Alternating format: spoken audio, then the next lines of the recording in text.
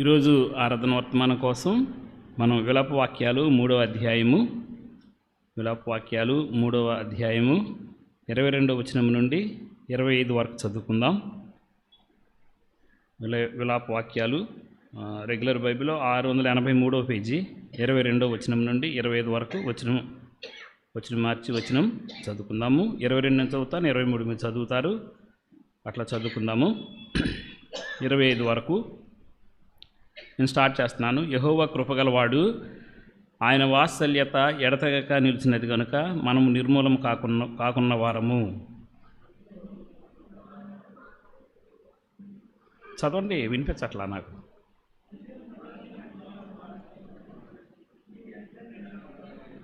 యెహోవా నా భాగమని నేను అనుకొనుచున్నాను, ఆయన యందు నేను నమ్మిక ఉంచుకొని ఉన్నాను.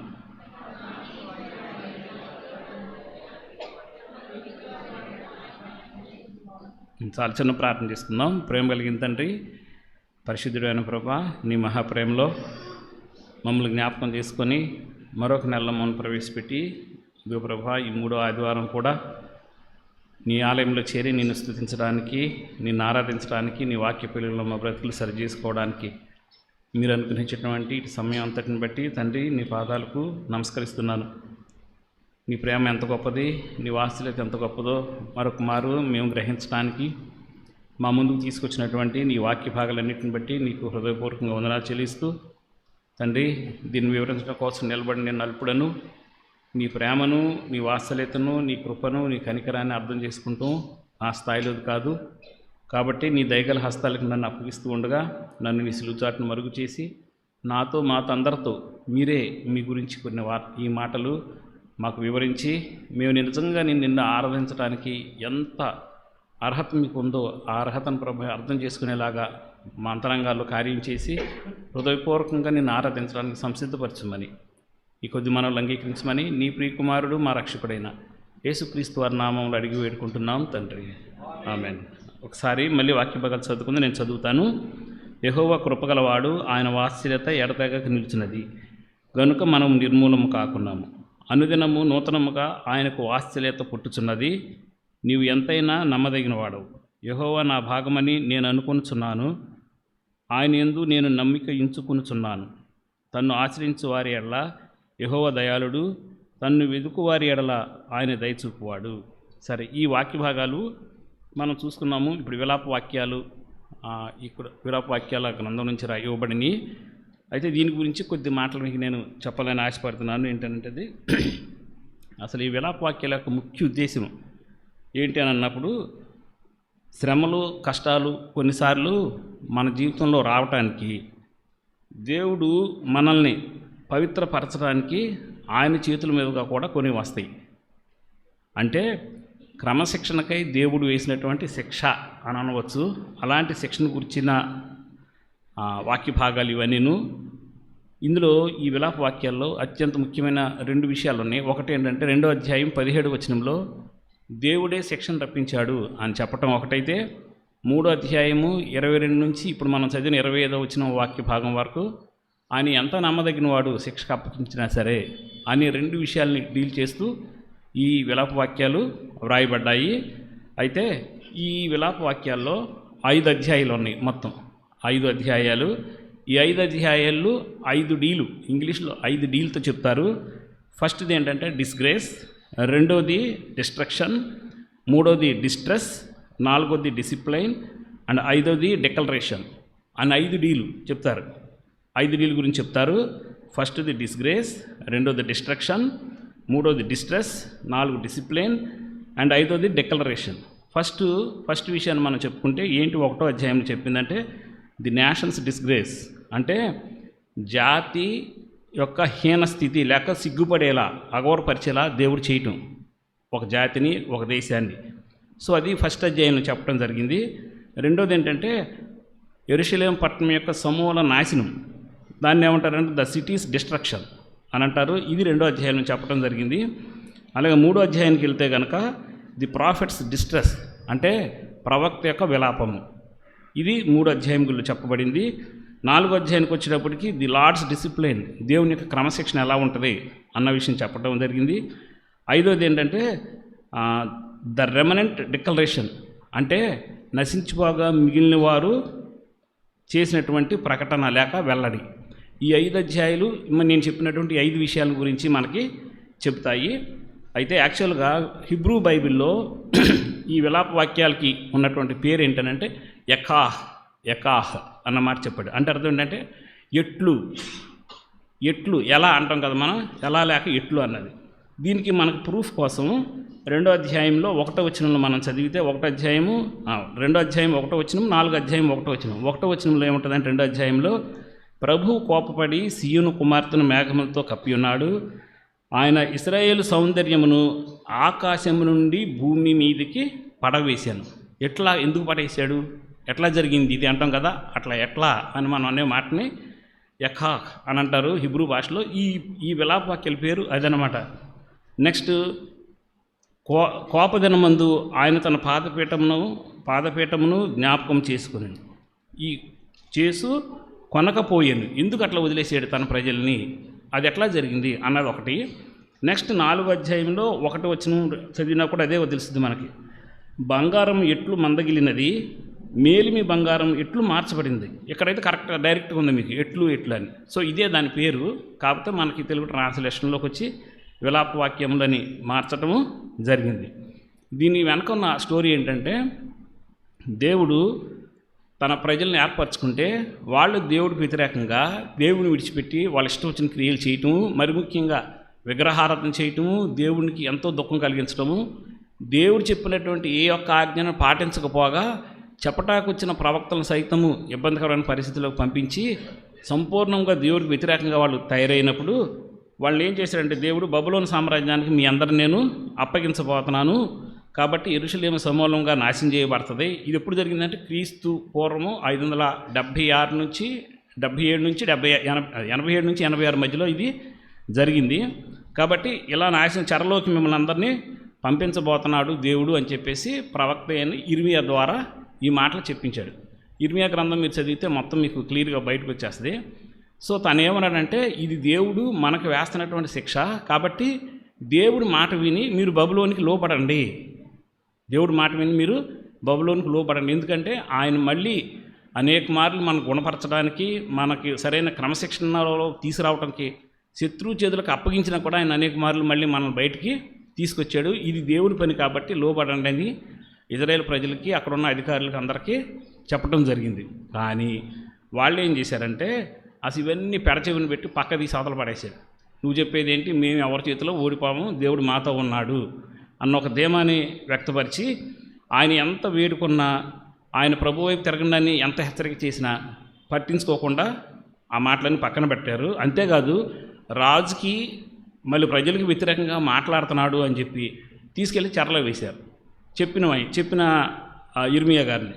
సో ఇప్పుడు ఇంతకు మొదలు ఇర్మియా గారు ఎందుకు చెప్పొచ్చాడు, ఈ మాటలన్నీ చెప్పడానికి ఇష్టపడ్డాడు, చెరకు వెళ్ళండి, వాళ్ళ దేవుడు పంపిస్తున్నాడు, లోబడండి అంటే చెప్పడానికి కారణం ఏంటంటే, ఫస్ట్ విషయం ఏంటంటే, తన ప్రజలను దేవుడు మర్చిపోడు, శిక్షకు అప్పగించినా మళ్ళీ వెనక్కి తీసుకొస్తాడు. ఇది ఫస్ట్ తను చెప్పదలుచుకున్నాడు. రెండోది ఏంటంటే, ఏ పట్టణం అయితే దేవుడు వాళ్ళకి కట్టించి ఇవ్వటానికి వీళ్ళు కష్టపడి కట్టుకున్నారో ఆ పట్టణం నాశనం అవ్వకుండా ఉండటానికి. ఎందుకంటే అందులో దేవుని ఆలయం ఉంది, అత్యంత ముఖ్యమైనది. ఆ ఆలయం పాడవకుండా ఉండటానికి. సో కాబట్టి ఈ 3 కారణాల మూలంగా దేవుడు చెప్పినట్లుగా మీరు మీ శత్రువులకు అయినా సరే లోబడండి అని చెప్పిన దగ్గర వాళ్ళు ధిక్కరించి దేవుడి మాటను కాదని ఈయన చెరలో వేసి వాళ్ళు ఇష్టం వచ్చినట్టు ప్రవర్తించినప్పుడు దేవుడు వాళ్ళని ఏం చేశాడంటే చెరకు అప్పగించి ఇదిగో మనం చెప్పుకున్న అన్నీ జరిగిపోయినాయి. వేటి కోసం ఇర్మియా ప్రార్థన చేశాడో అవన్నీ యాక్యురేట్గా జరిగిపోయినాయి. ఏంటది, ప్రజలు చనిపోయారు, వాళ్ళందరిని బందీలుగా తీసుకెళ్ళిపోవడం జరిగింది, పట్టణం సమూలంగా నాశనం చేశారు. అన్నిటికంటే దుఃఖకరమైన విషయం ఏంటంటే, ఎక్కడ దేవుడు ఆలయం ఉందో ఆ ఆలయాన్ని కూడా సర్వనాశనము చేసేసారు.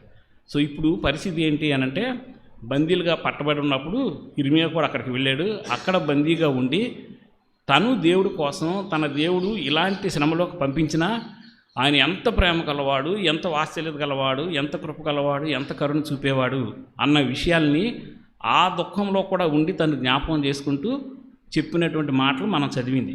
సో ఒకసారి మళ్ళీ నేను చదువుతాను, వినండి. యెహోవా కృపగలవాడు, ఆయన వాత్సల్యత ఎడతెగక నిలిచినది గనుక మనము నిర్మూలము కాకున్నాము. అనుదినము నూతనముగా ఆయనకు వాత్సల్యత పుట్టుచున్నది. నీవు ఎంతైనా నమ్మదగిన వాడవు. యెహోవా నా భాగమని నేను అనుకొనుచున్నాను. ఆయన యందు నేను నమ్మిక ఉంచుకొనుచున్నాను. తన్ను ఆశ్రయించు వారికి యెహోవా దయాళుడు.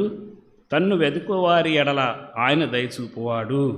ఇవి చెప్పుకున్నాడంటే అప్పగించాడు. తీవ్రమైనటువంటి శ్రమలో ఉన్నారు, కష్టంలో ఉన్నారు, నష్టంలో ఉన్నారు. అయినా దేవుడు ఎంత నమ్మదగిన వాడు అన్న విషయాన్ని తను జ్ఞాపకం చేసుకుంటూ చెప్పినటువంటి మాటలు అన్నమాట ఇవి. అయితే ఇక్కడ మనం ఒక విషయం ఏం అర్థం చేసుకోవాలంటే, మనం నాశనం చేయబడకుండా ఇప్పుడు కూడా మనం మిగిలి ఉండటానికి కారణం ఏంటంటే దేవుని యొక్క మహా వాత్సల్యత లేక ఆయన కృప. రెండోది, నిరాశలో ఉన్న మానవునికి గొప్ప ఓదార్పు ఇవ్వటము. మూడోదిగా చూస్తే మన లోతైన దుఃఖంలో కూడా ఆయనకు మనం బాధం కలిగించినా కూడాను దేవుడు కరుణ చూపటంలో ఎప్పుడు విఫలము అవ్వడు. నెక్స్ట్, ప్రార్థనలో బలహీనమైనప్పుడు కూడా ఓదార్పునివ్వడానికి ఆయన ఎప్పుడు సిద్ధంగా ఉన్నాడు. ఈ 4 విషయాలు చెప్పడం కోసం ఈయన ఇక్కడ మనం చదివినటువంటి ఈ వాక్య భాగాల్ని మన ముందుకు తీసుకొచ్చాడు. అయితే ఈ వాక్య భాగాలు 3 విషయాలు చెప్తాయి. ఇది అర్థం చేసుకుంటాం కొంచెం టిపికల్గా ఉంటుంది మనకి. కానీ ఏంటంటే ఒక 3 స్పష్టమైన విషయాలు మనకు చెప్తాయి. ఏది మనం చదివినటువంటి ఈ 4 వాక్య భాగాలు ఏంటంటే, ఫస్ట్ వెళ్ళండి ఆయన ప్రేమను నమ్మండి. ఫస్ట్ చెప్పే విషయం ఏంటంటే, మీరు వెళ్ళండి ఆయన ప్రేమను నమ్మండి. 2, వెళ్ళండి ఆయన కృపలో విశ్రాంతి పొందండి. ఫస్ట్ వెళ్ళండి ఆయన ప్రేమను నమ్మండి. రెండోది, వెళ్ళండి ఆయన కృపలో విశ్రాంతి పొందండి. మూడోది, వెళ్ళండి ఆయన దేవుని అనుదిన విశ్వాస్యతలో నడవండి. 3 విషయాలు చెప్తుంది. ప్రేమను నమ్మండి, విశ్రాంతి పొందండి, విశ్వాస్యతలో నడవండి. ఈ 3 విషయాలు చెప్పటాకే ఈయన రాసినటువంటి ఈ వాక్య భాగాలు ఉన్నాయని మనకు అర్థమవుతుంది. అయితే ఏంటంటే ఇక్కడ మనం అర్థం చేసుకోవాల్సింది, కష్టమైన నష్టమైన ఇదిగో ఈ 3 విషయాల మేరే మీరు ఆధారపడండి అని చెప్తున్నాడు. ఏంటది? ఆయన ప్రేమను నమ్మటము, ఆయన కృపలో విశ్రాంతి పొందటము, ఆయన అనుదిన విశ్వాస్యతలో మనం నడవటం. ఈ 3 ప్రతి విశ్వాసి చేయాల్సిందే అన్న మాట చెప్తూ ఇక్కడ ఉటంకించినటువంటి ఈ యొక్క వచనాలు మన ముందుకి తీసుకొచ్చాడు. అంటే ఎందుకు చెప్పాడంటే, ఆ రోజున వాళ్ళ పరిస్థితి ఎట్లా ఉందో ఈరోజు చెప్పకపోయినా మన పరిస్థితి అదే. ఎందుకనంటే మనం కూడా విశ్వాసులము, దేవుడి పిల్లలు అని చెప్పుకుంటున్నాము. బట్ శత్రువు చేతిలోనే ఉన్నాము స్టిల్. చాలామంది శత్రువు చేతిలో ఉన్నాం. పాపంతో పోరాడుతున్నారు, కానీ రక్తము కారినంతగా మీరు పోరాడలేదు, దాని మీద విజయం సాధించలేదు. ఒకే పాపం మిమ్మల్ని పరగొడుతుంది అని అంటే, మిమ్మల్ని పరగొడితే ఒక్కొక్క శత్రువు చాలు అని దేవుడు మీ ముందు ఒక మాట పెట్టాడు. శత్రువు చేతిలోనే ఉన్నాం ఈరోజు కూడా మనం. నెక్స్ట్, రెండోది చూస్తే ఏంటంటే, ఆ శత్రువు చేతిలో ఉండటం మూలంగా మనం చేసిన పాపాల మూలంగా లేకపోతే మనం చేసిన క్రియల మూలంగా బాధ వస్తుంది, కష్టం వస్తుంది, నష్టం వస్తుంది. వాళ్ళందరూ ఆ రోజున ఏం పొందారో అవన్నీ ఆత్మీయంగా మనం కూడా ఈ రోజున అదే పొందుతున్నాం. అంతేకాదు, మనం అందరం పాపంతో విరిగిపోయి ఉన్నటువంటి ప్రపంచంలో మనం ఉన్నాం. అక్కడే మనం కూడా పాపం చేత విరగొట్టబడ్డాం. నిజంగా మనకి గెలుపు అనేది మన జీవితాల్లో లేదు. చివరాఖరికి ఎంత డౌట్ వస్తుంది మనకనంటే, ఇప్పుడు ప్రపంచం మొత్తం ఒక దానికోసం ఎదురు చూస్తుంది. ఏంటంటే యేసుక్రీస్తు వారి రాకడ కోసం. ఇప్పుడు ప్రజెంట్ జరుగుతున్న ఆ యుద్ధం కూడాను కంప్లీట్గా బైబిల్లో ఏం చెప్పాడో దాని వరుసలోనే వెళ్తుంది అంతా. ఎక్కడ బైబిల్కి ఒక్క పిసరు కూడా యాంటీకి వెళ్ళాల. అంటే ఇప్పుడు యేసుక్రీస్తు వారు మళ్ళీ రాబోతున్నారు అన్న ఒక విషయం మనకు స్పష్టంగా అర్థమవుతుంటే, ఎంతమంది సిద్ధపడి ఉన్నాము, ఎంతమంది రెడీ అయిపోయామని చెప్తే ఎవరూ లేము. ఏంటి పరిస్థితి? ఇది కూడా శత్రు చేతిలో మనం ఉండిపోయి మనం పడేటువంటి బాధలంటిదే కదా.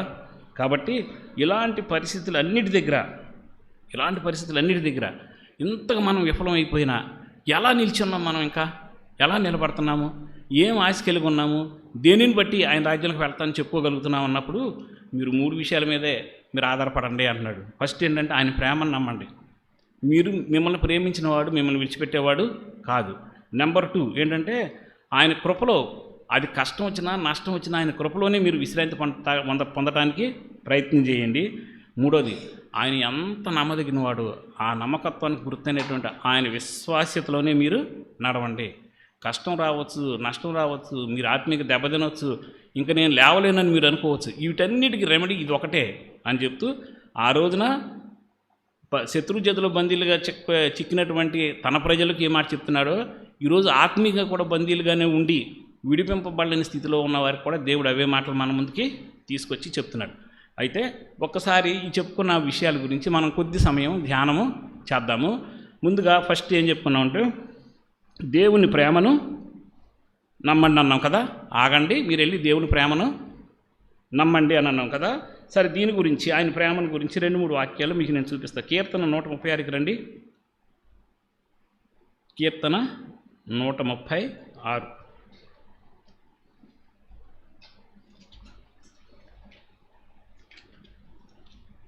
కొద్దిగా టిపికల్గా ఉంటుంది ఇది మ్యాటరు, కానీ జాగ్రత్త వినటానికి ప్రయత్నించండి. తప్పనిసరిగా దేవుడి ప్రేమను, దేవుడి గొప్పతనం గురించి మనకు తెలుసుది. కీర్తన 136 1వ వచనం నేను చదువుతున్నాను. యెహోవా దయాళుడు, ఆయన కృప నిరంతరముండును అన్నాను కదా. ఈ కృప అనేది ఆల్రెడీ అన్నయ్య చాలాసార్లు చెప్పారు, నేను చాలాసార్లు చెప్పాను. కృప అనేది దేంట్లో భాగము? ఆయన ప్రేమలోని ఒక భాగం. కాబట్టి ఈ అధ్యాయంలో మీకు తెలుసు, అంతకుముందు నేను కూడా పోయిన వారంలో నేను చెప్పాను, అంతకుముందు 2 వారాల ముందు 26 వచనాల్లో 26 సార్లు ఆయన కృప నిరంతరం ఉండును అని రాశాడంటే ఆయన కృప, ఆయన ప్రేమ ఎప్పుడు మిమ్మల్ని విడిచిపెట్టి వెళ్ళదు. అందుకని ఏమంటే ఆయన ప్రేమను మీరు నమ్మండి. ఎలాంటి పరిస్థితుల్లో ఉన్నా సరే, ఆత్మీయంగా దిగజారిపోయిన పరిస్థితుల్లో ఉన్నా, ఆత్మీయంగా నేను లేవలేనన్న పరిస్థితుల్లో ఉన్నా, ఇప్పుడు నా పరిస్థితి ఏంటి అనే ప్రశ్న మీ ముందుకు వచ్చినా మీ మీద మీరు ఆధారపడద్దు. కానీ దేన్ని నమ్మంటున్నాడంటే దేవుని యొక్క ప్రేమను మీరు నమ్మండి అని చెప్తున్నాడు. దీనికి క్లియర్గా మనకి ఇంకా అర్థం అవటానికి కొత్త నిబంధనలోకి వస్తే రోమపత్రిక 8వ అధ్యాయంలో మనందరికి పరిచయం ఉన్నటువంటి మాటలు 8వ అధ్యాయంలో 38, 39 వచనాలు చదివితే చివరి 2 వచనాలు ఇలా రాసి ఉంటుంది.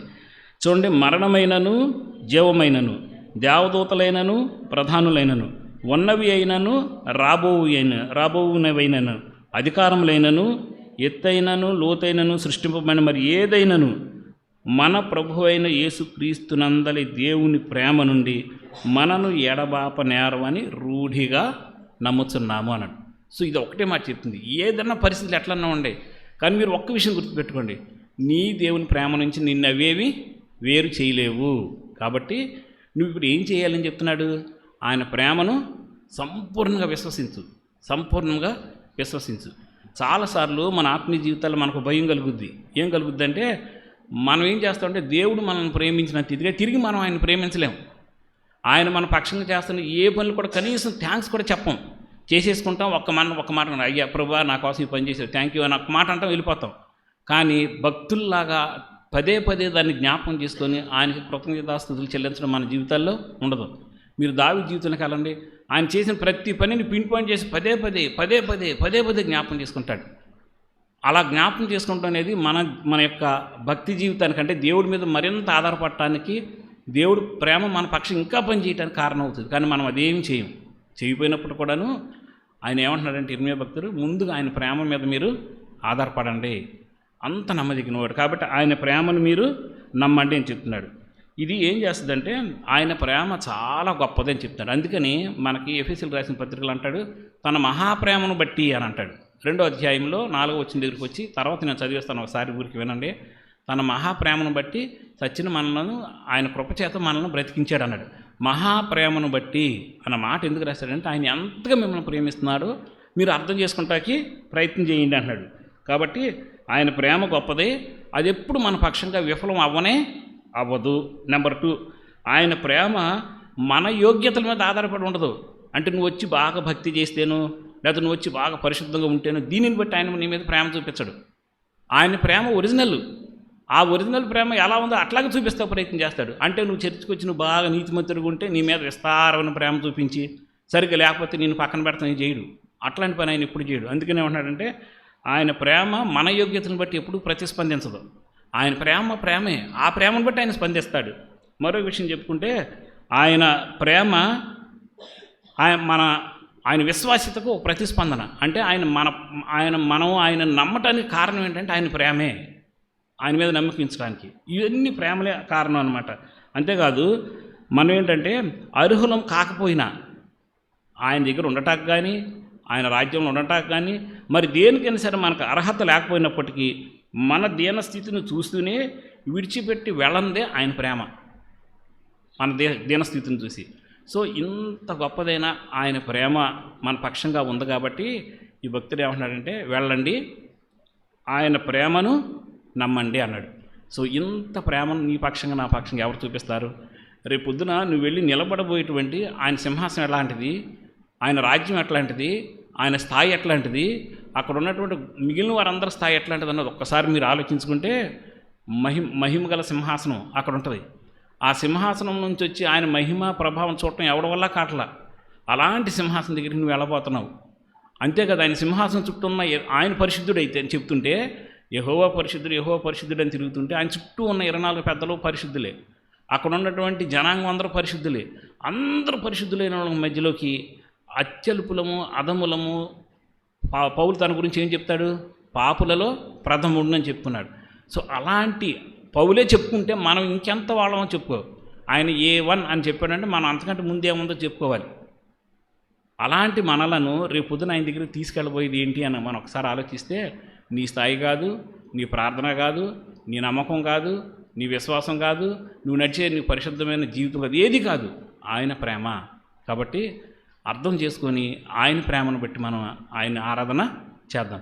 రెండో విషయం ఏం చెప్పాము ఇందులో మనం ఇక్కడ ఇంకో మాట మీకు చెప్పి ముగిస్తాను. ఏంటంటే ఈ ఆయన ప్రేమను జ్ఞాపకం చేసుకోండి అన్న మాట దగ్గర వాడినటువంటి ఆ టర్ము ఏం రాశాడంటే, అక్కడ రాసిన టర్మ్ ఏం రాశాడంటే ఒక గర్భము అన్న మాటనే తీసుకొచ్చి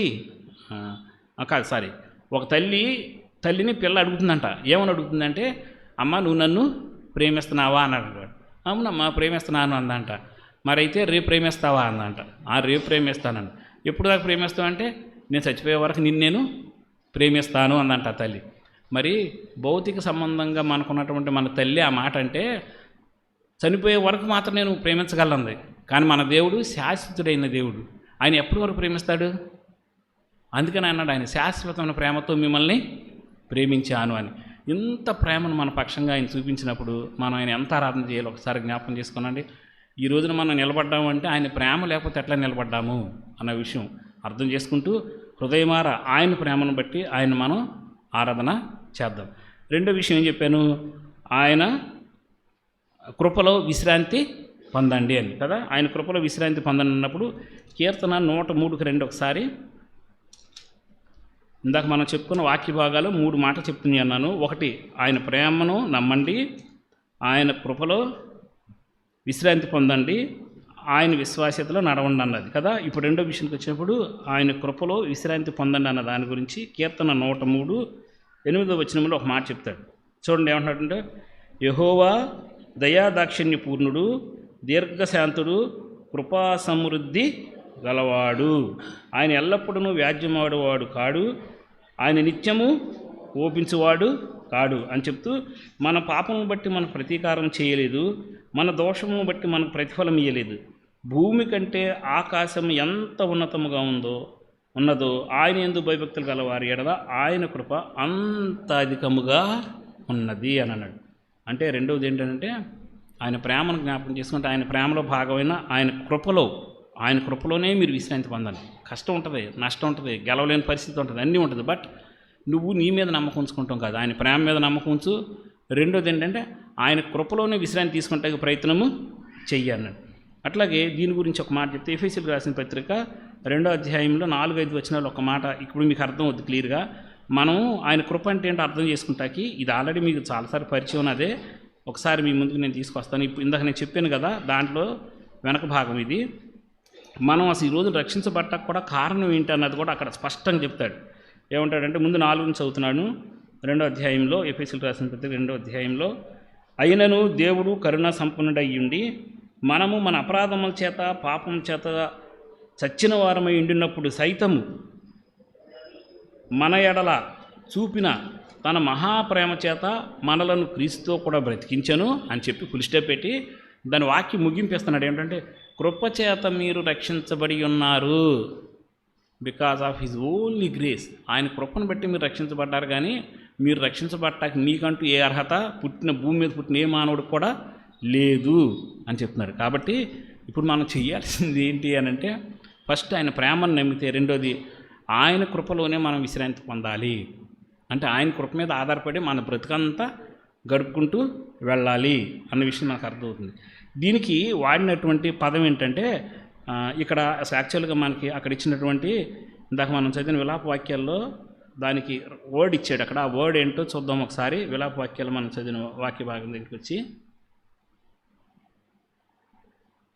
ఆయన వాత్సల్యత ఎడతెగక ఉన్నది అంటాడు కదా, అవునా? ఈ వాత్సల్యత అన్నమాట ఏమంటాడు? యెహోవా కృపగలవాడు. ఆ కృపలో ఏముంది అని అంటున్నాడంటే, ఆయన వాత్సల్యత ఎడతెగక నిలుచున్నది గనుక మనము నిర్మూలము కాకున్నామన్నాడు. ఆయన కృపను గురించి చెప్తూ ఆయన వాత్సల్యత ఎడతెగక నిలుచున్నది అని ఒక మాట రాశాడు. ఈ వాత్సల్యత అన్న మాట హిబ్రూ బైబిల్లో రఖేమ్ అన్న మాట నుంచి వచ్చిందంట. రఖేమ్ అన్న మాట నుంచి వస్తే దీని అర్థం ఏంటంటే గర్భము అని. దీని అర్థం ఏంటి? గర్భం. ఒక స్త్రీ గర్భం ధరించినప్పుడు తనకు పుట్టబోయే బిడ్డ పక్షంగా ఎంత కేర్ తీసుకుంటాడో, ఎంత శ్రద్ధ వహిస్తుందో తల్లి, ఎంతగా తను నష్టపోయినా సరే తన బిడ్డ బయటికి రావాలని కోరుకుంటుందో అంత సంరక్షణ నీ దేవుడు నీకు తన కృపను బట్టి ఇస్తున్నాడు అని చెప్తున్నాడు అనమాట ఇక్కడ. ఇది దాని మీనింగ్.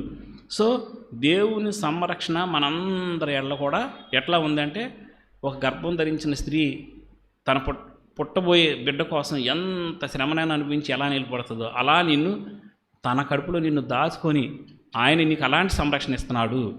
ఇదంతా దేన్ని బట్టి జరుగుతుందంటే ఆయన యొక్క కృపను బట్టి జరుగుతుంది అని చెప్తూ అదే రాశాడు పైన. ఏమంటున్నాడు? యెహోవా కృపగలవాడు, ఆయన వాత్సల్యత ఎడతెగక నిలుచుచున్నది అని చెప్తున్నాడు.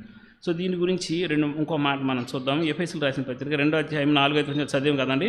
ఒకసారి యెషయా గ్రంథం 49వ అధ్యాయంలో ఒక మాట ఉంటుంది, నేను చూపిస్తాను. ఆండోది యెషయా 49:15 అనుకుంటా. నిమిషం చూడండి ఒకసారి.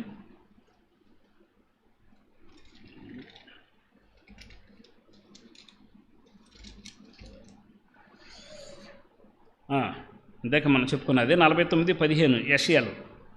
స్త్రీ తన గర్భమున పుట్టిన బిడ్డను కరుణింపకుండా తన చంటి పిల్లను మరుచునా?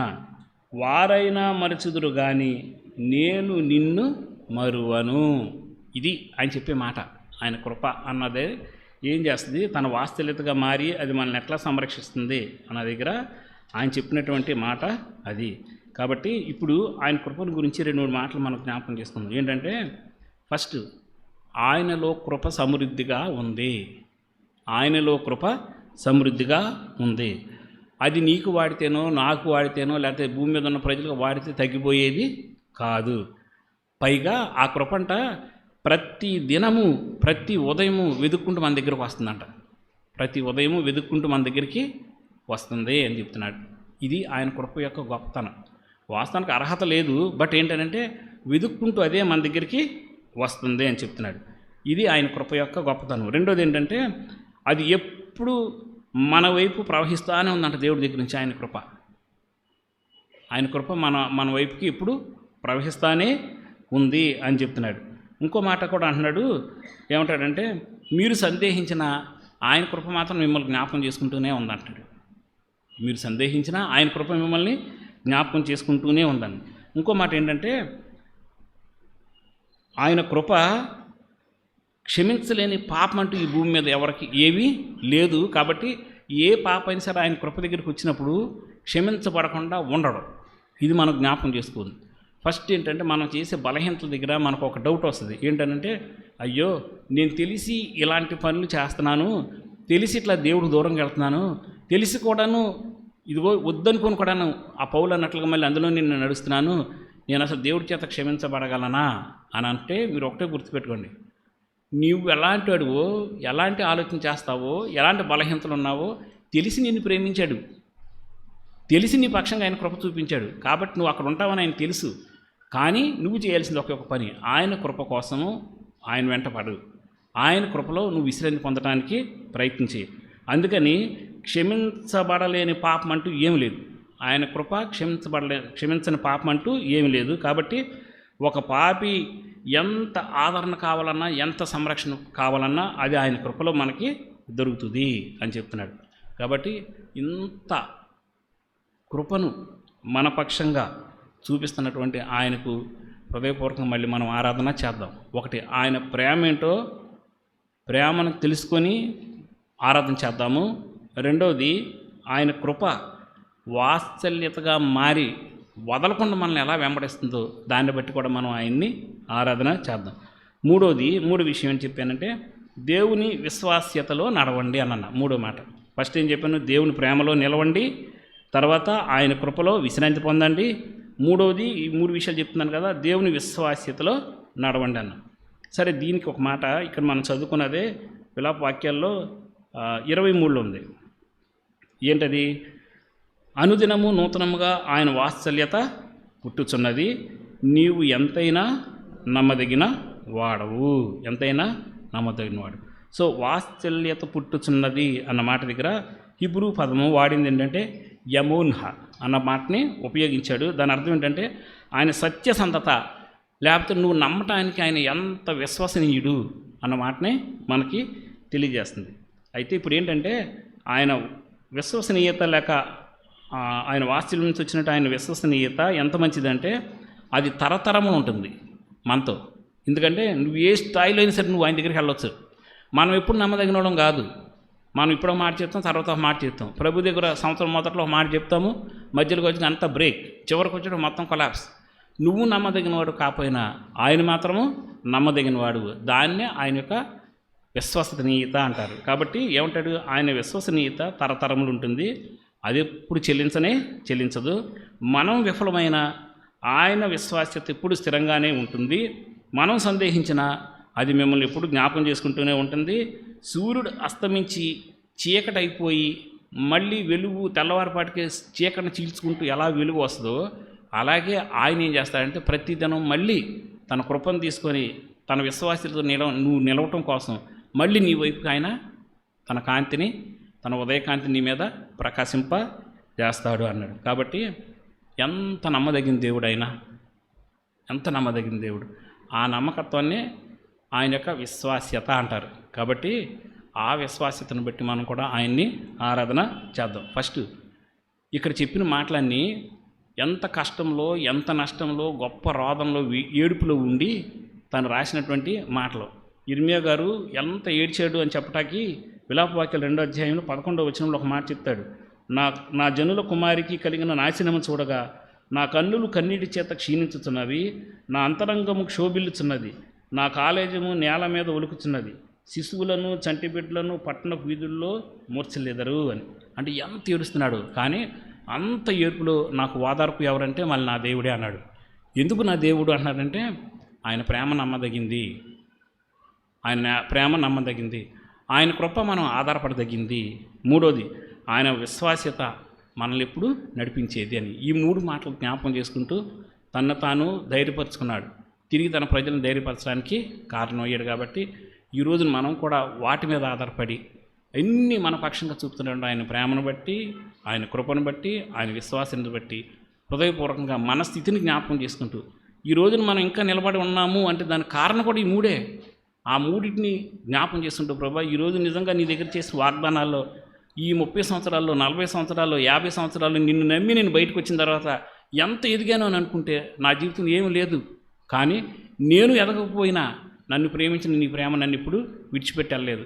అంతేకాదు నేను ఎప్పుడైనా సరే వీటికి నీకు వ్యతిరేకంగా నడిచి నిన్ను బాధ పెట్టినప్పుడు కూడా నీ కృపను బట్టి నేను మళ్ళీ నీలోనే నిలబడ్డాను. నేను నమ్మదగిన వాడిని కాదని చెప్పి ఎన్నిసార్లు ప్రూవ్ చేసుకున్నా, నువ్వు నమ్మదగిన వాడు అని ప్రతిసారి నువ్వు ప్రూవ్ చేసి నీ గొప్పతనాన్ని చాటుకున్నావు. సో వీటన్నిటిని బట్టి నేను ఆరాధన చేస్తున్నానని హృదయపూర్వకంగా మనం ఆయన ఆరాధన చేద్దాము.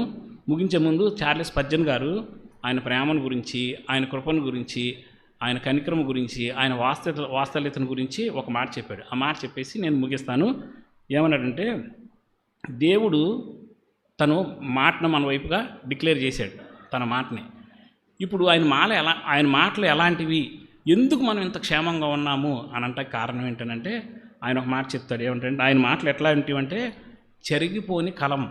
ఆయన మాటలంట చెరిగిపోని కలంతో రాశాడంట. నెక్స్ట్ ఆయన మాటలు జారిపోని నాలుకతో మాట్లాడాడంట. జారిపోని నాలుకతో మాట్లాడాడంట. మూడోది, ఆయన మాటలు విఫలం కాని చేతి పనితో చేస్తాడంట. అంటే ఆయన మాటలు చెరిగిపోని కలంతో రాశాడు, జారిపోని నాలుకతో మాట్లాడాడు, విఫలం కాని చేతితో పని చేస్తాడు. అందుకని నీ దేవుడు అంత నమ్మదగినవాడు. కాబట్టి హృదయపూర్వకంగా మనం అర్థం చేసుకుని ఆయన ప్రేమను బట్టి, ఆయన కృపను బట్టి, ఆయన వాస్తవతను బట్టి ఇర్మియా ఎలా ఆయన మీద ఆధారపడ్డాడు అలా ఆధారపడి హృదయపూర్వకంగా మనం ఆయన ఆరాధన చేద్దాము. తల వంచండి, ఆరాధనలోకి వెళ్దాం.